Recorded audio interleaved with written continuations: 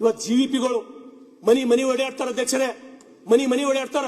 ನಾವು ಎಲೆಕ್ಷನ್ದಾಗ ಒಂದೇ ಸಲ ಪ್ರಚಾರಕ್ಕೆ ಹೋಗಂದ್ರ ನಮ್ಗೆ ಟೊಂಕ ಹಿಡಿತದ. ಅವ್ರು ಕೆಲಸ ಮಾಡ್ಲತ್ತಾರ. ಆ ಜಿವಿಪಿಗಳಿಗೆ ಪರ್ಮನೆಂಟ್ ಮಾಡ್ತಕ್ಕಂಥ ಕೆಲಸ ಈ ಸರ್ಕಾರದಿಂದ ಆಗ್ಬೇಕಂತೇಳಿ ವಿನಂತಿಯನ್ನು ಮಾಡ್ತೀನಿ ಅಧ್ಯಕ್ಷರೇ.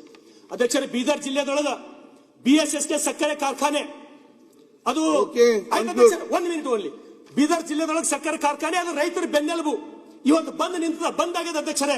ಅದಕ್ಕಾಗಿ ದಯಮಾಡಿ ಆ BSS ಸಕ್ಕರೆ ಕಾರ್ಖಾನೆ ಪುನರ್ ಪ್ರಾರಂಭ ಮಾಡಬೇಕು. ಕಾರಂಜ ನಿರಾಶ್ರಿತರು 3 ವರ್ಷ ಹೋರಾಟ ಕೂತಿರೋ ಅಧ್ಯಕ್ಷರೇ. ಶರ್ಟ್ಲೆಸ್ ಅಧ್ಯಕ್ಷರೇ, ಅಂಗಿ ಹಾಕೋಲಾರದೆ ಒಬ್ಬೊಬ್ರು ಹೊಟ್ಟಿ ಬೆನ್ನಿಗೆ ಹತ್ತು ಹೋಗ್ಯಾವ ಅಧ್ಯಕ್ಷರೇ.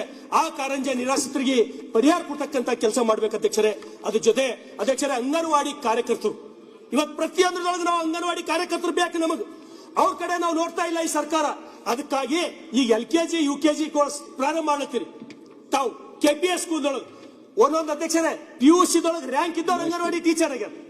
SSLC 90% ತೊಗೊಂಡವ್ರು ಅಂಗನವಾಡಿ ಟೀಚರ್ ಆಗ್ಯಾರ. ಅದಕ್ಕೆ ದಯಮಾಡಿ ಅವ್ರಿಗೆ ಇಲ್ಲಿ ಅವಕಾಶ ಮಾಡಿಕೊಡ್ಬೇಕಂತ ಹೇಳಿ ನಾನು ವಿನಂತಿಯನ್ನು ಮಾಡ್ತೇನೆ ಅಧ್ಯಕ್ಷರೇ. ಹಾಗಾಗಿ ಮತ್ತೊಮ್ಮೆ ಏನು ಆ ರೈತರ ಬಗ್ಗೆ, ಆ ರೈತರಿಗೆ ಬ್ಯಾಂಕಿನ ಸಾಲ ಮಂಜೂರು ಮಾಡ್ತಕ್ಕಂಥದ್ದು ಅತ್ಯಂತ ಗಂಭೀರ ಅಂತ ತಿಳ್ಕೊಂಡು ಮಾಡ್ಬೇಕಂತ ಹೇಳಿ ವಿನಂತಿ ಮಾಡ್ತೀನಿ. ಧನ್ಯವಾದಗಳು ಅಧ್ಯಕ್ಷ. ಶಾದ್ ಬಚ್ಚೇಗೌಡ್ರೆ.